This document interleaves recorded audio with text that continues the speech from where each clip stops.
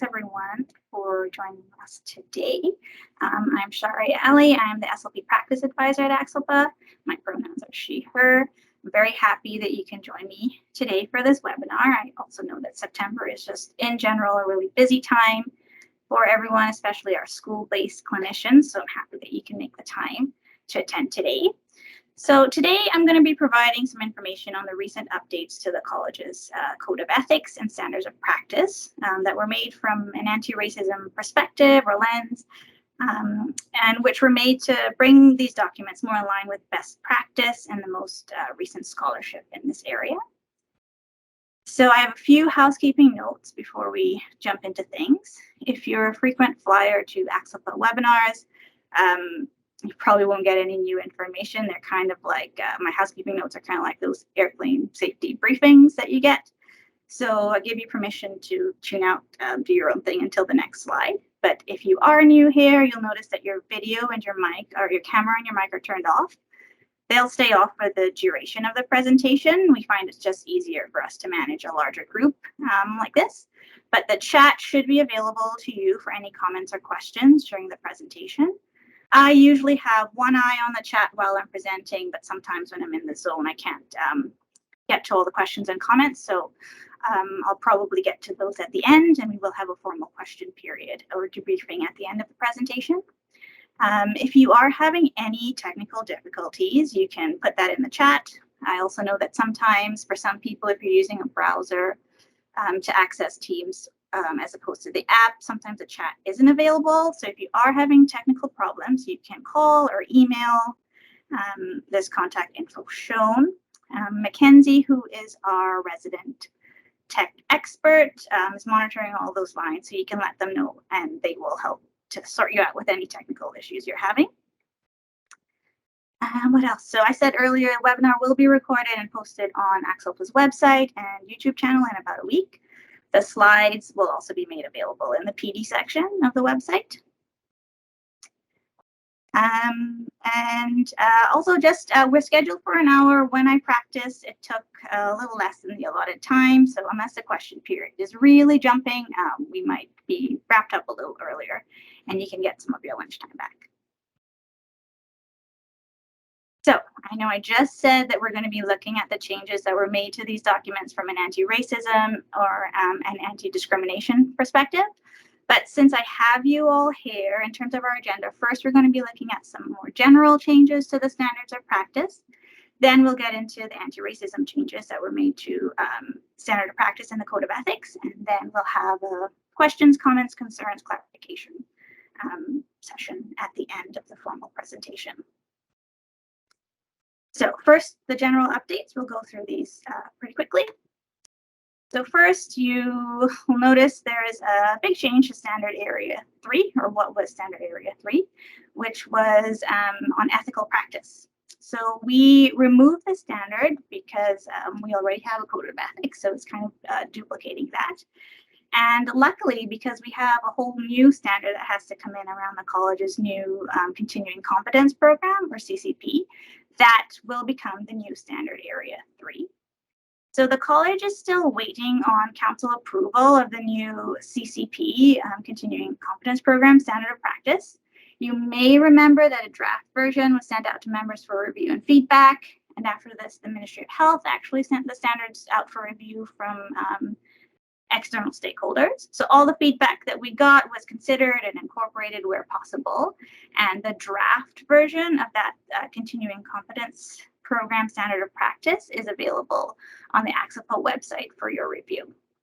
And just a quick exciting side note, the CCP is actually now open. So we've opened it up a little earlier than usual to get members and ourselves at the college used to the new program. So please go ahead, try it out if you'd like to get jump on it, if you'd like to just have it out of the way. The deadline for completion remains the same, though. It's the same as the renewal deadline, so December 1st. And if you go to try it out, please do contact us if you have any difficulties at any time filling out the forms. There were also some changes to Standard Area 4.4, which is around clinical supervision. So the changes that happened there are all outlined in the new standard, the updated supervision guideline. And there's also a recording of the webinar that happened on these updates, and all of that is available on ACSLPA's website.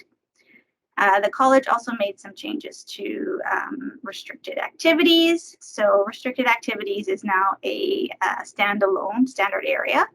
So we now have 6 standard areas. These updates are still undergoing external stakeholder consultation, but the draft versions of the standards are available on our website as well. So now let's jump into those anti-racism updates.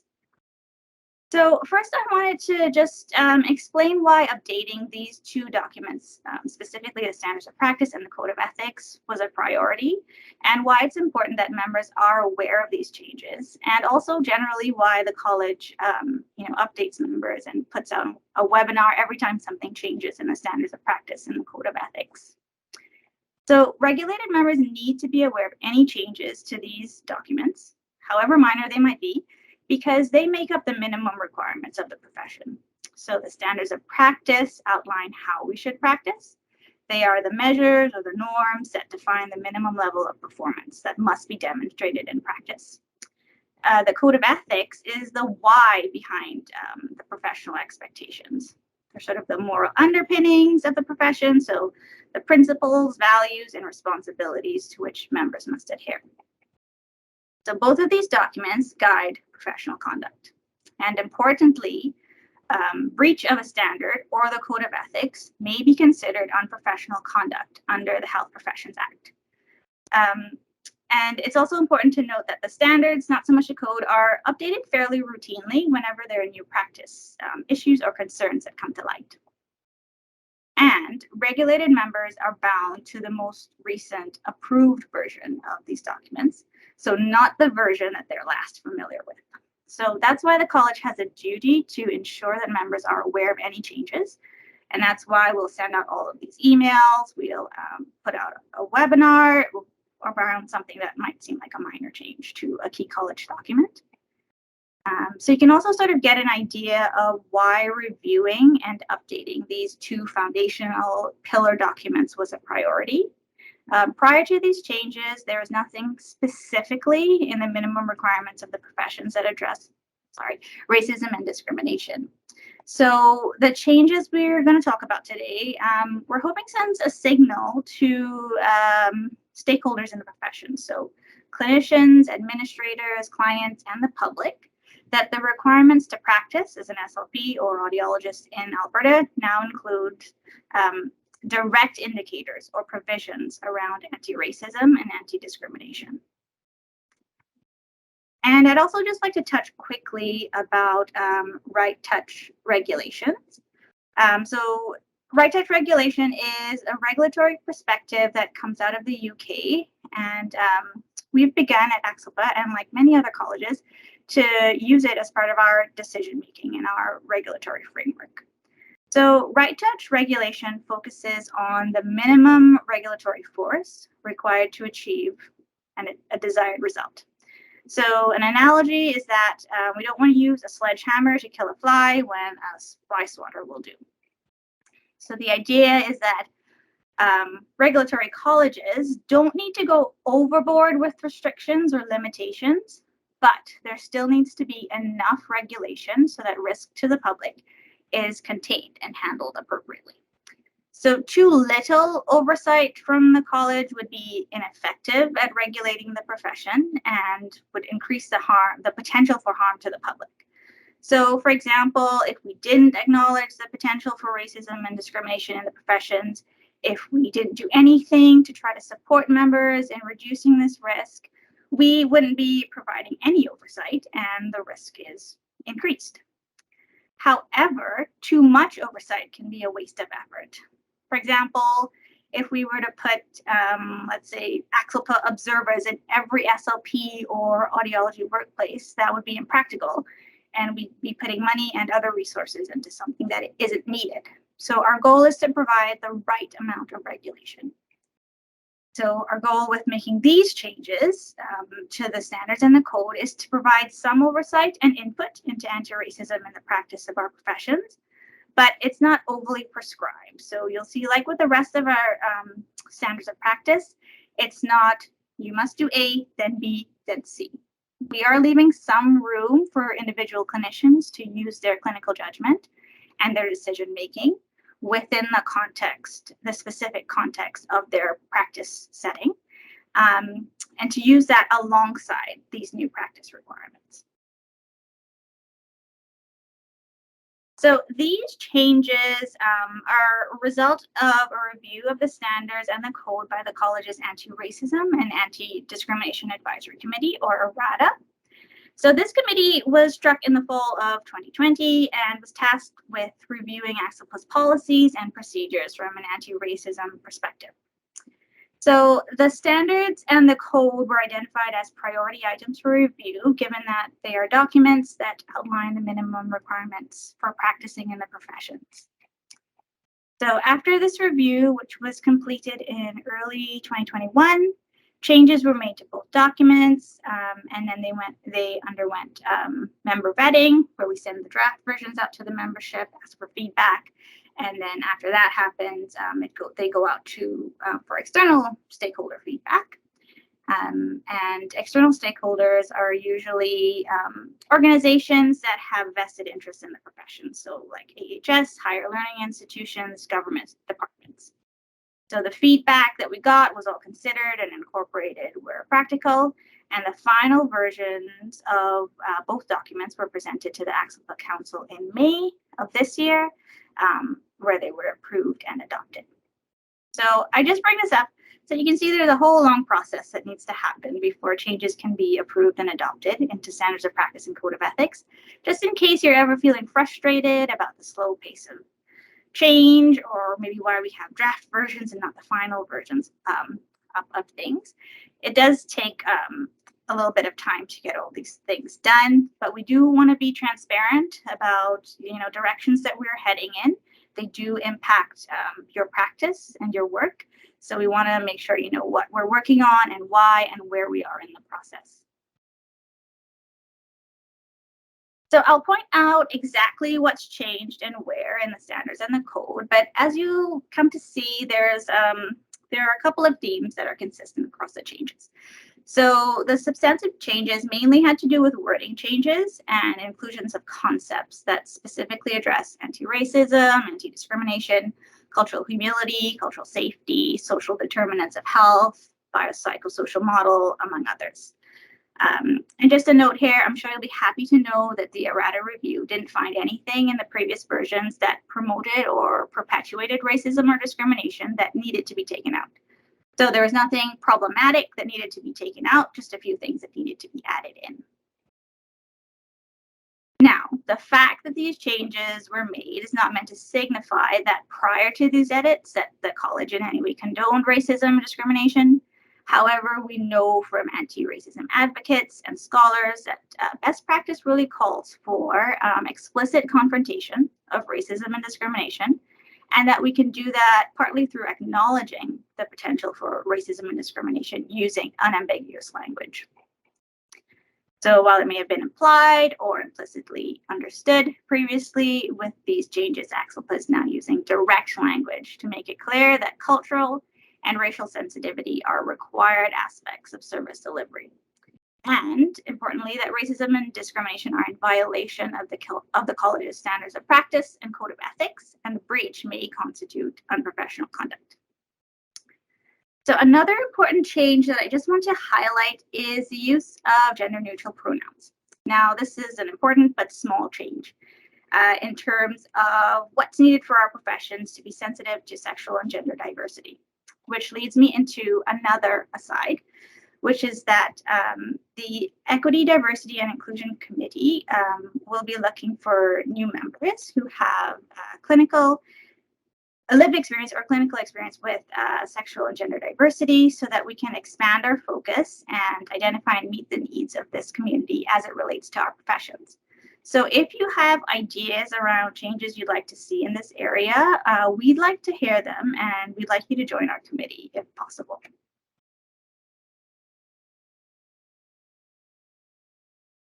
Now, I'm just going to go back actually, because I think I forgot one thing. Yes, I did. So I wanted to mention that ARADA is currently undergoing some rebranding and will be known going forward as the ACSLPA Equity, Diversity, and Inclusion Committee. And very exciting news. So we're going to be looking for some new members, as I just mentioned, and a call out with more information is going to be going out tomorrow. You'll get that via email. So if you'd like to find out more about the work that the committee does, you're interested in joining, please contact me. My contact information will be on the last slide. Also, if you know someone who you think would have some great insight and would do great work on this committee, but they're not here at the webinar today, please give them a little nudge to check their emails from ACSLPA tomorrow. So we'll look specifically at the changes to the standards of practice. So when we look at the individual standards, we'll see that naturally the bulk of the changes happened in standard area 1, which is around service delivery. This area outlines what's expected during interactions and service provision to clients. There are a couple of changes in standard areas 2 and 4, and naturally, as new terms or concepts are added to the standards, we put them in the glossary. I just want to make a note about the glossary. Another aim of adding these terms to the glossary is just to start adding some concepts and language around anti-racism and anti-discrimination to the general lexicon of the professions as well. So in standard area 1, which is where I said the bulk of the changes happened, if we look at standard 1.1, client-centered care, changes were made to the first indicator around involving clients in decision-making, where it's now explicitly stated that regulated members must work in collaboration with clients to gain an understanding of how the client's context impacts their care. So this change addresses the fact that we can't assume that the client's context does or does not impact their care, or make any assumptions about how their background will impact the services we provide. Only the client can answer those questions. Indicator E was also added, which basically requires that regulated members take steps to ensure that no cultural harm is inflicted on clients. So again, this is not to say that this was happening all the time and we were getting complaints, but it just comes back to that concept of acknowledging the potential for cultural harm in our professions and having unambiguous language that prohibits this kind of harm. And I should have said, and you probably realize that the changes are bolded and italicized so you can recognize where they happened. So standard 1.2 addresses requirements around evidence-informed practice. And one change was made to this standard area in indicator B, which requires that client and family perspectives be incorporated into service delivery decisions, synthesized with, of course, current evidence, best practices, and professional guidelines. So this addition was made because it's become evident that the evidence base and best practices have traditionally not been geared towards or incorporated the worldview of people outside the dominant culture. So in light of this, and to fill this gap, the college is asking that when we use evidence to inform our practice, that this should include the client's lived experience and perspectives. So a number of changes to standard 1.3, which is client assessment and intervention.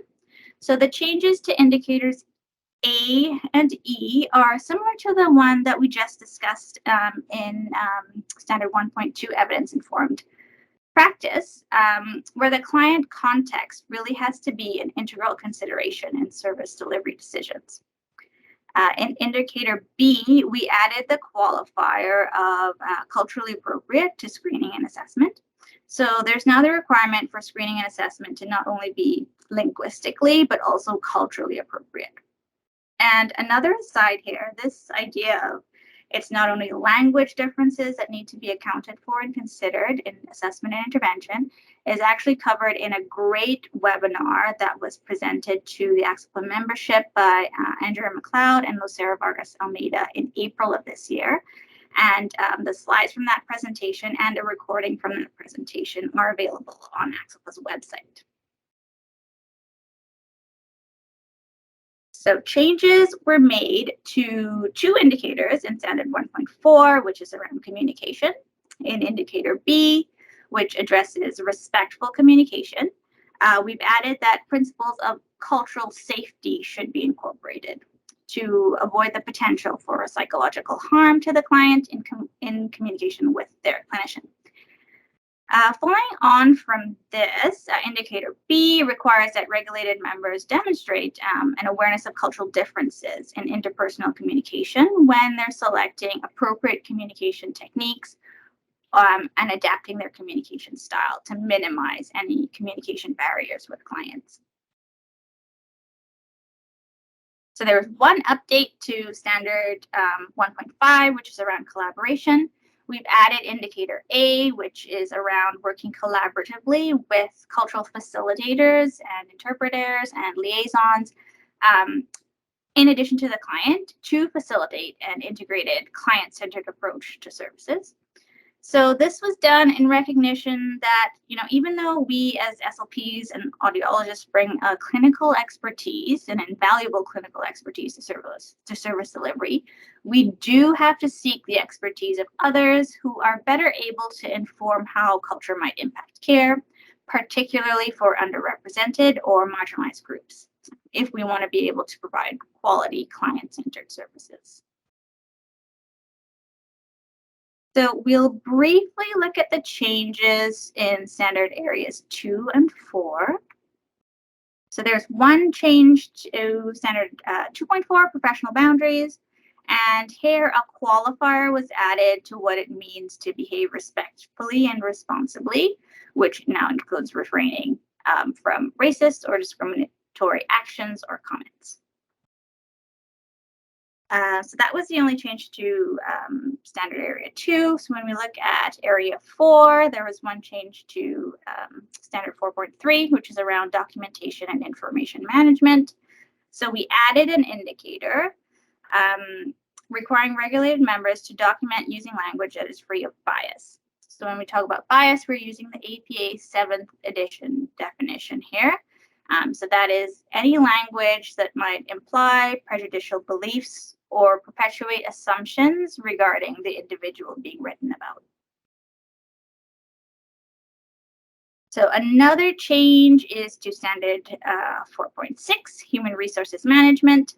So indicator B was updated and indicator C was added, really to encompass the idea of inclusive supervision and management of staff, support personnel, and students. Inclusive supervision and management can be interpreted as providing an environment where everyone is allowed to feel valued, included, and that they can contribute to the work of that particular environment. So here, really what we're asking is regulated members to be aware that they hold positions of power over employees of their business, support personnel, and in particular students, and to recognize that their actions can affect whether someone feels valued and that they can contribute. So if you're interested in inclusive supervision strategies, more information can be found in the Anti-Racist Service Provision Guideline. There's actually a specific Schedule 2 around inclusive supervision of support personnel and students. So we'll look quickly to the changes to the glossary. So these changes are also updated in the Code of Ethics, which we'll look at after this. So I'm not going to read the definitions back to you, but I'll just make you aware of them. So as we discussed earlier, we added an indicator around documenting without bias. So that definition naturally was added to the glossary.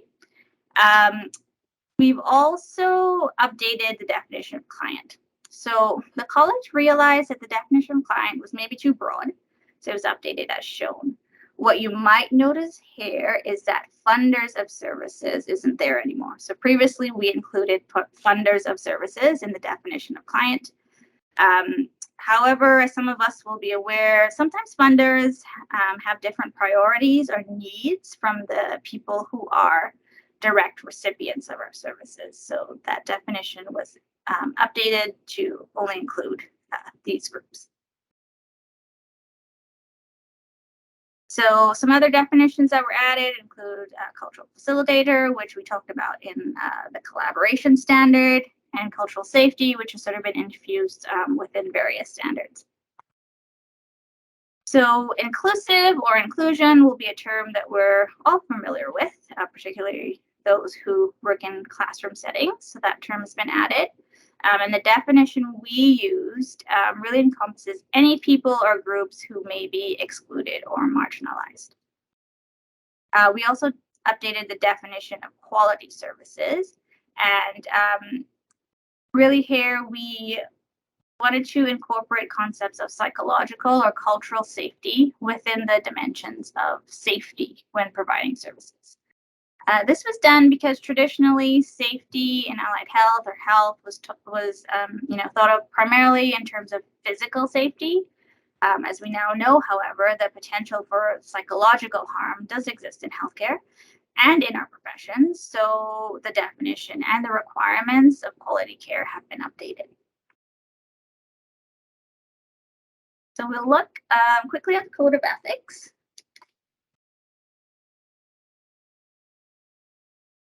Now, this is a much shorter document, so there weren't as many edits or changes as compared to the standards of practice, but the nature of the changes are the same. So we put in explicit language that address anti-racism and anti-discrimination and just making it really clear using unambiguous language. So, for example, you can see right in the background on page 1, I think, of the Code of Ethics, that the definition of competent, safe, and ethical practice now includes a provision specifically that services are free from racism and discrimination.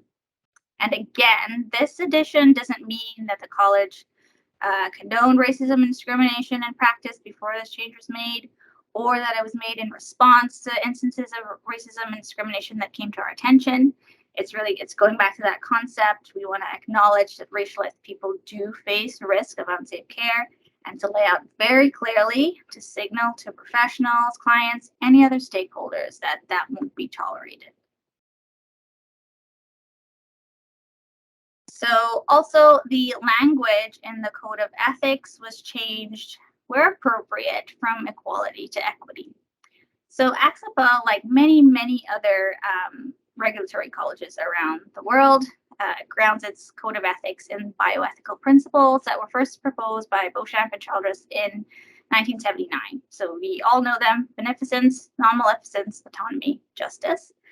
Now, back when those principles were first proposed, remember way back in the 1900s, justice was defined in terms of equality, which boils down to treating everyone the same. In principle, we know that's an excellent idea, but we also know that there are systemic disparities in society that some groups of people have historical disadvantages that equal treatment is not going to overcome. So the language around justice has really shifted in the last few years from equality to equity, and I'm sure we're all familiar with some version of this graphic, which kind of indicates that that change has really been global and widespread. Really we're looking at changing the language, really, equality to equity, which is the absence of unfair or avoidable differences among groups of people, including those who are defined by dimensions of inequality. So race, culture, gender, disability, etc. So ACSLPA has just updated its language to reflect this most current school of thought. So there were also some changes to the respect for all persons section in the Code of Ethics. So very similar to the standards of practice. So they're just around the concept of not viewing the client's hearing or communication disorder in isolation, and that their perspectives and their wider context must be considered in service delivery. And I've just put a great quote on here from Ellison Kendall, which talks about how our current approaches in SLP, and sorry, it's an SLP article. I'm sure there's an audiology one to go along with it, but it talks about how our current approaches really don't take social determinants of health into account. and how we really should be considering how these determinants of health operate in synergy with cultural factors when we're providing services. And I included it on here because it just really goes right to the heart and explains all of the changes that we've made. So we want to be taking the client context, social determinants of health into account, and how they work in synergy with the client's cultural background. So lastly, principles around cultural humility and cultural safety were added to the professionalism requirements of the Code of Ethics. And that was our last slide. So these are the references that informed this presentation.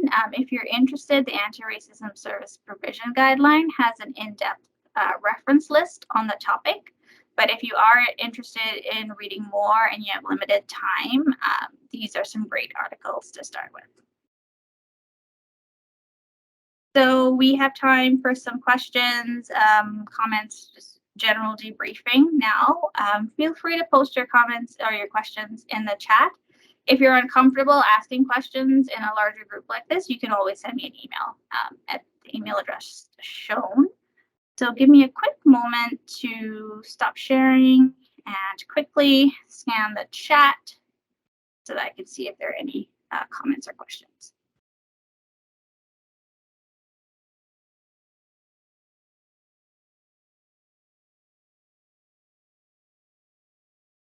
Okay, question. Can you use equality versus equitable in a sentence as an example? So I think to make things easier on me, I will go back to that.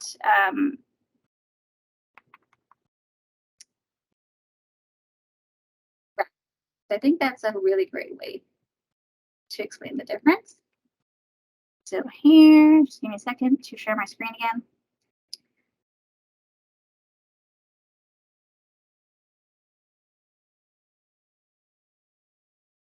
Right, so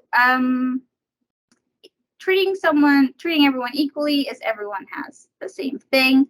I think equitably is what it boils down to is people are given what they needed for their context to be successful. So we see everyone gets the same block, so that's treating them equally, but not everyone can see over the fence.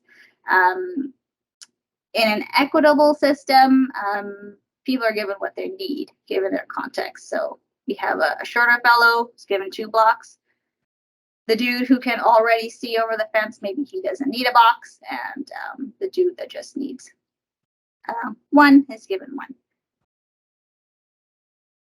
Stop sharing, and Georgia, let me know if that sufficed.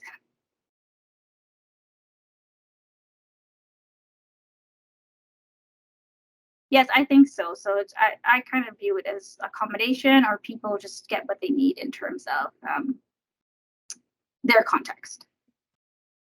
So I think equity too is looking at things on a more individual level as opposed to everybody gets the blanket same thing.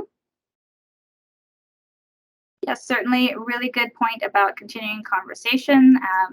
That's really important. One webinar is not going to give you all that you need. I myself am continually learning, so I think this is a topic that you can't just check off. Yes, I've done it. I know it. I've reached the pinnacle.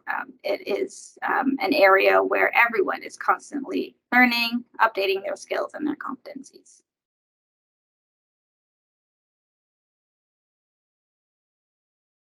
So I'm not seeing any more questions coming in, so maybe we can sign off there. Thank you again, everyone. Remember, you can always contact me with questions, not just about this area, especially the CCP when you go to fill it out. Please let me know if you have any questions or concerns there. And I am happy to give you some of your lunch hour back, so we can probably sign off there. Thanks, everyone.